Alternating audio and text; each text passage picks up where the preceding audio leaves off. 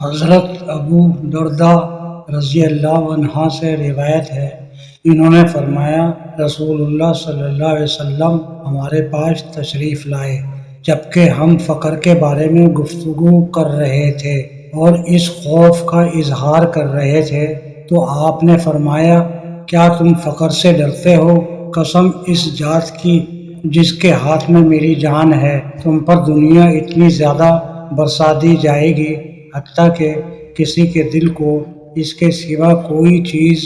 مائل نہیں کرے گی، ہر شخص اس کی طرف متوجہ ہو جائے گا۔ اللہ کی قسم میں تمہیں روشن چاند کی راتوں جیسی